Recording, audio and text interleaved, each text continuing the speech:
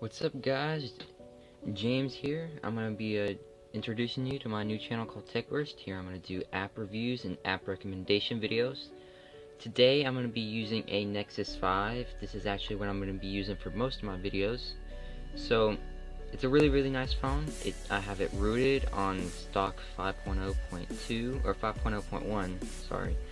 And I'm using a speaking case. I'll have everything that I'm showing in the screen right now, excluding all the PC stuff like the keyboard and whatever. But I'll have everything that I'm using in the description, so you can check that out. I'm using HTC One to record. I'll be using that for most of my videos. And I apologize about that light. I know that's a little annoying. So that's why I'm actually going to be using the screen recorder, which you can see now. The screen recorder, it records at 720p, so that it's high enough detail.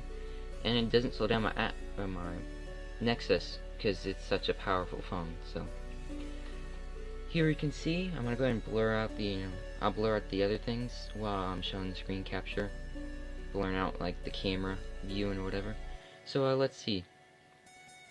First app I'm gonna do is Device Manager.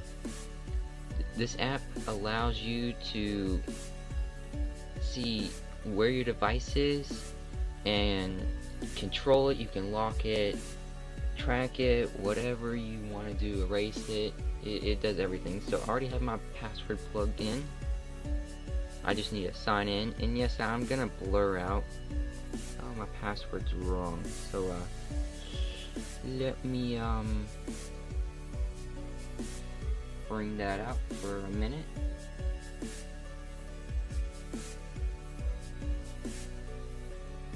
You can see I'm gonna blur out the location too, but it shows exactly where I live. Like, it's showing, because I'm recording with this phone, but it's showing me exact location.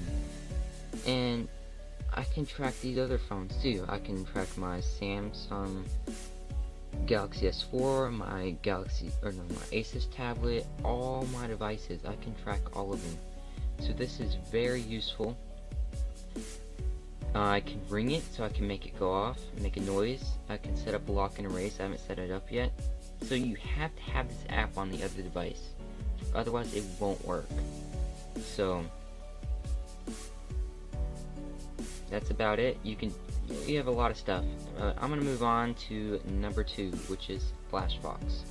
FlashFox allows me to use view Flash content without having to have Flash mods, anything, stuff like that. Is Flash built in, so that's very useful. So let's see if this will load. I'm not sure it's going to, so I'm actually gonna stop it. This is a Flash game, but I am pretty sure it's not going to load, so I'm just going to go ahead and cancel it. But FlashFox allows you to view Flash content. It's very useful, and if you need Flash content at all, go ahead and get that. You can use Dolphin Browser and have some other mods installed, but this really honestly is the easiest and simplest solution to not having Flash on your phone. It fixes it. Next app is GoWeather EX. I have what city in here? It's loading. I have New York. So it tells you the temperature, tells you all the stuff, has a pretty background, pretty effects, and it tells you hourly weather, details, sunrise, sunset, future. You can tap on that, and depending on how you rotate your device, it tells you where the wind is coming from. So it tells you how the conditions are in your area, if it's good for going biking, or skiing, or whatever. You can, it has a lot of customizability options, and I really recommend this app. So the next one I'm going to select is Wabbitemu. So let me go ahead and show you it. It's a TI calculator, emulator, ROM thingy, whatever. It's an emulator. You just select what emulator or what file you want to emulate, it searches and it'll find it. I guess it didn't find my file, but it has its own setup wizard, so if you don't know what you're doing, you can actually let it set up for you. It tells you tutorials, how to do things. It's nice. You can reset it, do screenshots, go through settings, and you can change the place color thingy. So let's make mine. I want to make mine blue. I'm gonna make it large, super large screen. Boom, nice. It works. I actually have it set up to vibrate every time I hit a key, so I know I pressed it. It's really quick. It doesn't have any issues with most phones. I have it on a low spec phone and works just fine. So I just wanted to show you guys that it's good for like if you're in high school or college and you just need a calculator wherever you are and you just don't want to carry that big calculator around. You can take the ROM on that and do it on that. So I'm going to move on to Light Manager. Light Manager is a LED notification manager. So if you get like a missed call and you just want to have it flash lights all over the place. I got a missed call, so it's going to flash a green light every 3 seconds. You can do other ones. You can have it do, say you got a Hangouts message, and I have a white light. It's useful. You can set it for Facebook, Twitter. You can add whatever app you want. So whenever you get a notification for it, or your battery's low, or it's charged, or you don't have signal, you left your phone on airplane mode or silent mode, or you left it whatever, you can actually set that notification light at the bottom to actually do something for once, because most of the time it doesn't really do anything unless it's charging or you got a message. That's all it does. So very useful. Now you just make it however you want it to work. So let's go on and move to Maid. Maid is a phone cleaning app. It speeds it up a little bit, but it gets rid of all the junk that you don't have. You don't have what? The junk that you don't need. You can just click scan. So let it scan. And I have root, but you don't have to have root. None of these apps I've shown have to have root to work. This one actually cleans more files if you have root access. So it's cleaning, looking for stuff. I'm not going to delete anything because I don't want it to mess up the video. But it's filtering and finding things. You can, if you're an advanced user, you can go through here. If you have Maid Pro, it costs more money, or actually it costs money. I have the free app. You can do more features. See, like some of these things you have to have Pro, but most of these you don't, and you still get the base functionality of the app. So I'm gonna move on to MyWater. MyWater is just a little live wallpaper. It tells you your battery life depending on how full it is. So mine's obviously at least 90 to 95% because it's like really towards the top. If you had 50%, it'd be in the middle. 20% would be way down here. It just depends. It tells you your battery life without you having to look up there. It's just really nice. You can change the background to whatever you want, or you can just have it as the default turquoise light color. So I'm actually gonna set it. Oh wait, I already have set it.